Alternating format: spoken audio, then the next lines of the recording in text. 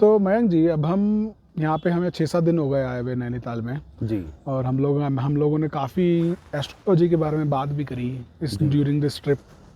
बहुत चीज़ें समझी, बहुत चीज़ें जानी। तो अब मैं एक चीज़ जानना चाहूँगा और अपने दर्शकों की तरफ से भी जानना चाहूँगा कि एस्ट्रोलॉजी के ऐसे कौन से ग्रह हैं या कौन से नक्षत्र जुड़ रहे हैं जिसने ये मुमकिन किया कि हम लोग यहाँ नैनीताल में 6-7 दिन रहे हैं। क्या इनसे एस्ट्रोलॉजी का कोई लेना देना कि हमारी ये ट्रिप बनी और हम यहाँ पर आए हैं? जी जी जी, बिल्कुल सही बात है। देखिए, बहुत ही प्रेजेंट का सवाल है, ना फ्यूचर का है ना पास्ट का है। इसमें ये होता है कि बंदा जिस भी जगह जाता है, उस जैसे आपके ग्रह हैं, मेरे ग्रह हैं, जैसे आपका मेष लगन है, भगवान कृपा से मेरा भी मेष लगन है। तो पहाड़ों पे जाना मतलब राहु या केतु, क्योंकि केतु मतलब होता है पहाड़ों की सबसे ऊंची चोटी या फिर पानी की सबसे अंदर की गहराई। राहु क्या है, आपको एक माया में फंसाता है। माया में फंसाने का मतलब ये है कि आपको इतनी अच्छी जगह लेके आएगा कि आप मेस्मराइज हो जाएंगे, आप कहेंगे मुझे भी यहाँ रहना है। इसलिए जो भी बंदा पहाड़ों पे आता है वो क्या कहता है, मुझे भी यहाँ एक घर चाहिए। नीचे जाके सब भूल जाता है वो। ये सबके साथ होता है। ये राहु है। यहाँ पे आके व्यक्ति कैसा बिहेव करता है, यहाँ पे आके वो क्या क्या लेता है, ये केतु डिसाइड करता है। इसीलिए लोग जितनी हाइट्स पे जाते हैं उनकी कॉन्शियसनेस उतनी ही हाई होती चली जाती है।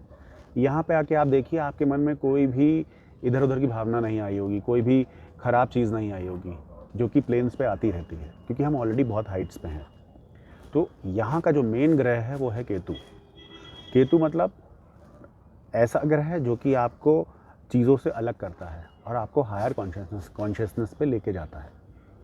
इसको एक्टिवेट करने के लिए इंसान को मेडिटेशन करना होता है, डॉग्स की सेवा करनी होती है। इसके डिफरेंट उपाय हैं डिपेंडिंग ऑन द कुंडली। सबसे बेस्ट उपाय है कि इंसान अपने आप को डिटैच रखे हर चीज़ से। भोगे सब कुछ लेकिन अपने आप को डिटैच ज़रूर रखे। लेट्स से फॉर एग्जांपल, हमने कल रात को बहुत अच्छा खाना खाया, तो हमने कहा ये बहुत अच्छा खाना है, तो हम उस खाने से हो गए अटैच। अब आज का जो खाना है वो हमें क्या फील देगा, वो कल का खाना डिसाइड कर रहा है। तो हमें उससे जुड़ना नहीं है, हमें आज के खाने पे रहना है। टेस्ट होगा होगा, नहीं होगा नहीं होगा, देखा जाएगा। तो इस तरीके से कुंडली के ग्रह काम करते हैं। आज की डेट में अगर आप प्रेजेंटली बात करें तो 29-30 मार्च के बाद शनि मीन राशि में आए हैं और लगभग 4 से 5 ग्रह मीन राशि में हैं। मीन राशि विदेश का कारक है। मीन राशि कहीं ना कहीं अपने घर से दूर जाने का कारक है। तो इसलिए ये भी एक योग बनता है इमीडिएटली कि हम लोग अपने घर से बहुत दूर हैं। आप अपने आसपास देखिए, लोग बहुत ज़्यादा घूम रहे हैं, या तो कोई हॉस्पिटल के चक्कर लगा रहा है या तो कहीं ना कहीं घूम रहा है, कुछ ना कुछ प्लान कर रहा है।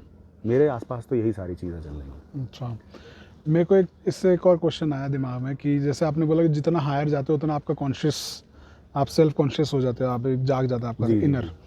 मैंने अपने पर्सनली बहुत ऑब्जर्व करी कि जब आप समुद्र के पास होते हैं तब भी ये चीज़ होती है, तब भी आप एक काम माइंड में चले जाते हैं। बिल्कुल बिल्कुल। आप बहुत चीज़ें सोचने लगते हैं कि हाँ भाई मेरे साथ ये हुआ या यह हुआ। आप you go into a deep discovery of yourself. Correct correct correct. तो वहाँ पर क्या होता है, वहाँ पर भी सेम चीज़ एक्टिवेट होती है?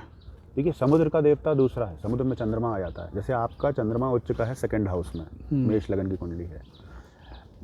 मेरा केतु वृश्चिक राशि का 8th हाउस में है। तो मुझे पहाड़ों पे ज़्यादा सुकून मिलेगा, आपको पानी के पास ज़्यादा सुकून मिलेगा। दोनों ही चीज़ें नेचर से जुड़ी हैं। अब ये हमारे ऊपर है हम किससे क्या ले लेते हैं। ऑल्दो अगर आप ऐसे सोचें कि समुद्र मंथन से ही सारे रत्न निकले हैं, तो वो भी एक चीज़ है कि आपको समुद्र के पास वो सारी चीज़ें मिल जाती हैं। हो सकता है मुझे रेगिस्तान में मिल जाए वो सारी चीज़ें, मेरा शनि बहुत अच्छा हो, मुझे रेगिस्तान में मिल जाए, मुझे बहुत ठंडी जगह वो चीज़ें मिल जाएं। तो ये डिफरेंट कॉन्शियसनेस है जो इंसान को वहाँ लेके जाती है। आप जिस अपनी बॉडी के पोर्टल पे वाइब्रेट करेंगे, वैसी जगह आप जाके वैसी चीज़ें आप ले लेंगे। कुछ लोग कहीं नहीं जाके बहुत कुछ ले लेते हैं, उन्हें कहीं जाने की ज़रूरत ही नहीं है। ठीक है, धन्यवाद।